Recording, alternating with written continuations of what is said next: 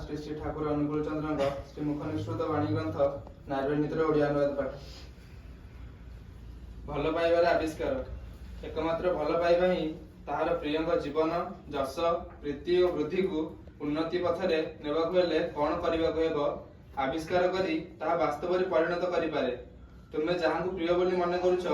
तुमर मन और मस्तिष्क अवस्था तदनुरूप होई पारछि कि नहीं ताहा देखि बुझी पारिबो तुमर भल पाइबारे भेजाल अछि कि नहीं। वाणी संख्या 42।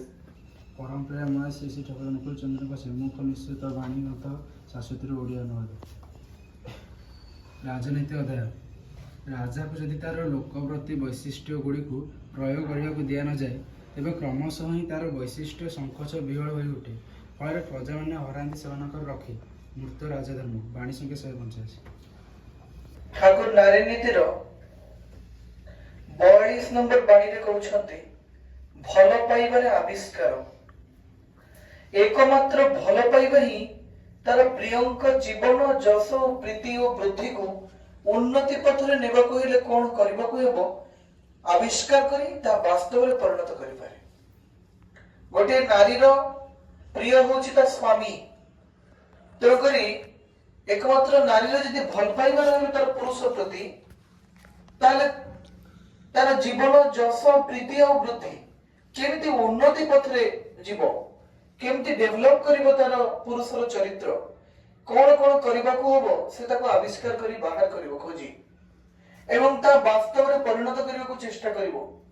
जे केमिति तार पुरुषर उन्नति हो। तुमे जहां को प्रिय बोली मने करूछ तुमर मन और मस्तिष्क अवस्था तदनुरूप होई पारिछि कि नहीं ता देखि बुझी परिवो तुम भल पाइबार भेजाल अछि कि नहीं।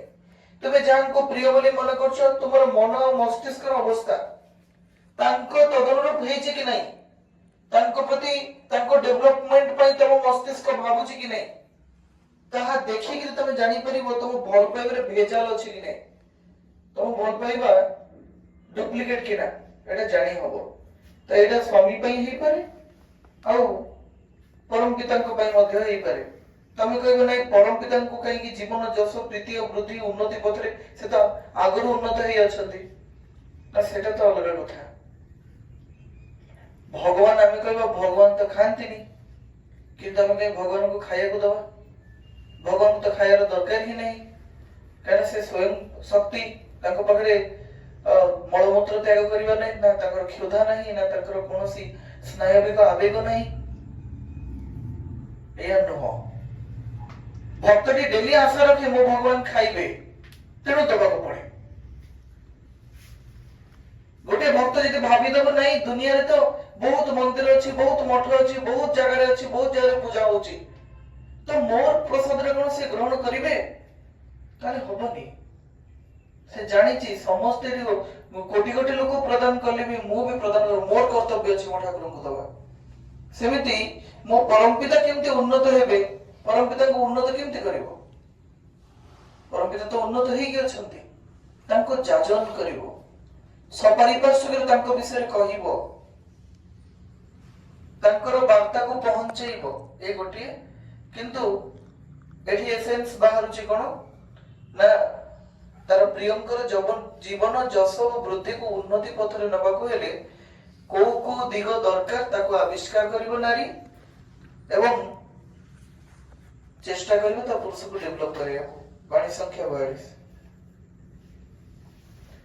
शाश्वती ग्रंथर राजनीति अध्याय रे कहउछंती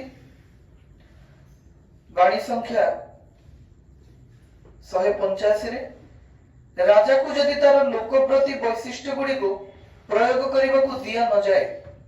तेबे क्रमशः ही तार वैशिष्ट्य संकोच विहल होई उठे फल प्रजा माने हरांती सेमान को रखी मूर्त राजधर्म। तो राजार जो लोक प्रति माने प्रजा को प्रति तार जो भल पाइबा तार जो कर्तव्य तार जो कर्मनिष्ठा बा तार कर्तव्य गुडा को यदि केही गोटे अटकई दियंती प्रयोग करने को न दिया जाए ताहले कोन हबो क्रमशः ही ताकर राजांकर जो वैशिष्ट्य थिला से संकोच विहल होई उठिबो। ता माने राजधर्म जहां थिला से राजधर्म जदि 100 वर्ष खंडे से राजधर्म पालन न करा जिवो ता नेक्स्ट राजा आसिकरी